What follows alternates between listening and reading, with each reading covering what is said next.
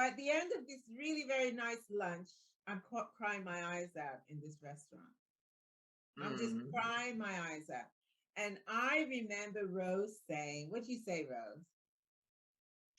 You said, And I think that you should change, in order to change your mental state, that you needed, it was a very hard thing to do because you'd lived with it for all your life, basically, this trauma. yeah, And in order to actually change your thinking, the first step was to actually change your physical appearance right. before you before you could change your inner workings of your mind. So when Okay, you look at yourself, you see yourself, but you look different. And that okay, would help on the journey to right, accepting and change outlook on things. right. So this was kind of the tail end to me finding stability.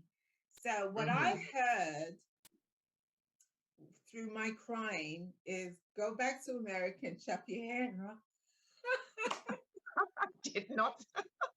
And Rose keeps When telling me, you sent me the I did not photo and tell said you to you cut your told hair off. me.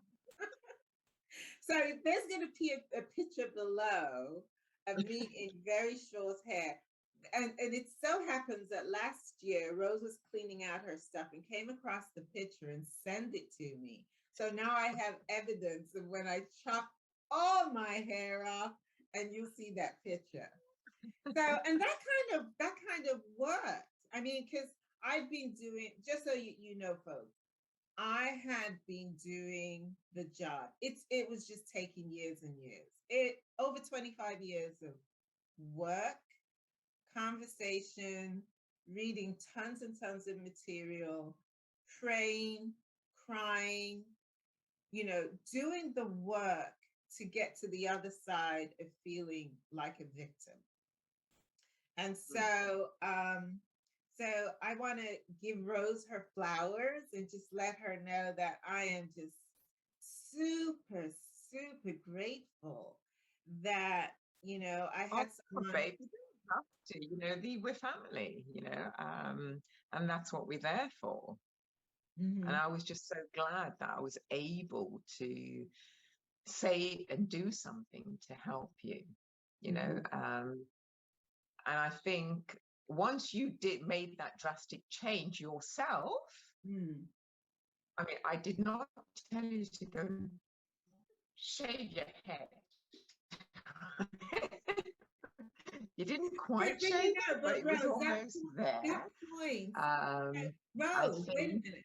Rose, that's very significant because people who are traumatized often don't hear reality.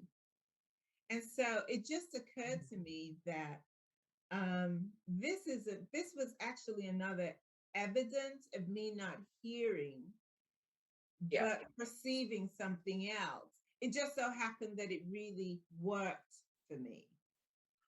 Mhm. It worked. So we won't knock that, it was a phase, you had misheard, or misinterpreted what I said, but it Mhm. worked. It worked. And look at where you are today, because I think that was the first step to move on and literally sort of bury this thing. Hmm. I mean, what did you say to me on that trip? Do you recall? It No. was very private, but you were living with a thought in your head about going back one day to the place where this Oh, person is. don't say it. Don't say No, it, no, Rose. no, Now I I'm not know. going to say it. Yeah, don't say it. So, But yes, yes, yeah, yes, that's you call, absolutely correct. and I think that was what prompted me. It sort of jarred me when you told me what was going on in your head and Yeah, essentially what you were living for. And I yeah. thought, no, no, no, you cannot live your life like this. Mm. Um, you need to, as I say, move on, Yeah, bury this because it was yeah. such a long time ago. Hence the reason why, this drastic change your outlook, change how you look, do everything came Yeah, about. right. Oh my goodness, Rose, I forgot that I even shared that with you. Oh my Oh my God, why goodness. didn't you share with me, for goodness sake? I completely forgot about that. No, no, no, Okay. I haven't. And when I hear of when the book came out Hmm. and um, I read it, it was flooded, it all came flooding back, and in a sense, I was shocked because you wrote the book without telling me. Not that you have to report to me, but I was shocked and concerned. Most concerned because I knew you hadn't shared it with anybody else.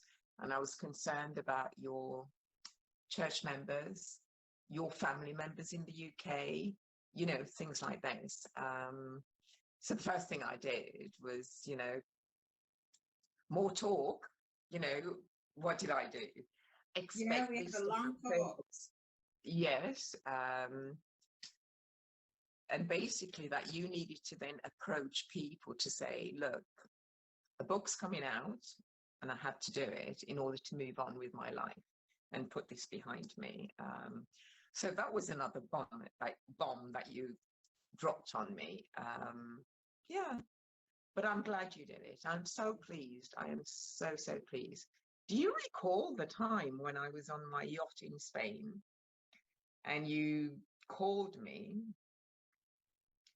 and you were standing in the middle of a store? Is it Macy's or something? Is that the name of the store?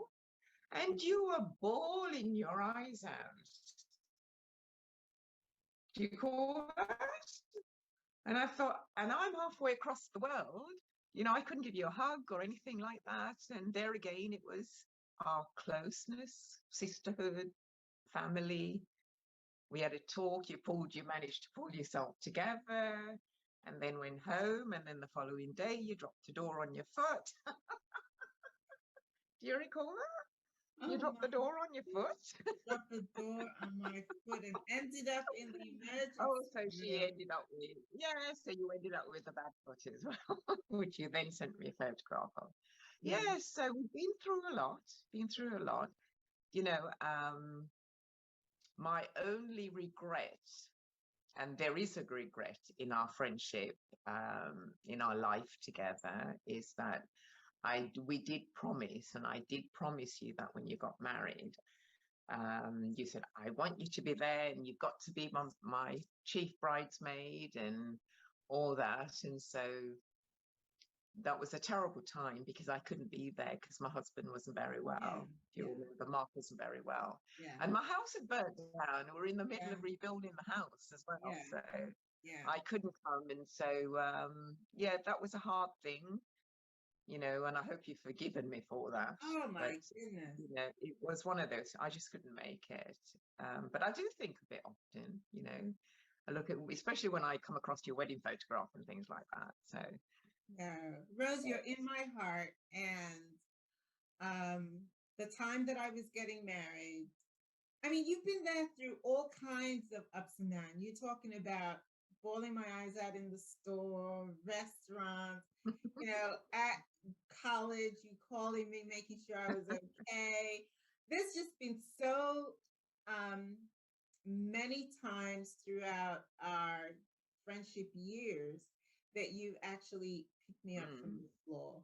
You, when nobody knew, helped me dust myself off and then go to a meeting, go somewhere and present as though, I had oil wells, in my backyard. Nobody knew um, the terror that I was living, but you were always mm, there behind, letting me know that I could do it and I was going to be okay. And so, when Mark got sick, and Mark had been getting sick for a number of years, um, I totally understood that you couldn't be at my wedding. And mm, then, you had the issue with your house and you know, issues with insurance companies. And like I said, folks, her life is more interesting than the 007 movie. I So know. I must write a I book. know. But I will do before I close my eyes for the last time. Yeah. So I think it And would then, be very interesting. and then she told you that at one point she was living on a yacht. That's true. Her life is more interesting than a 007 movie.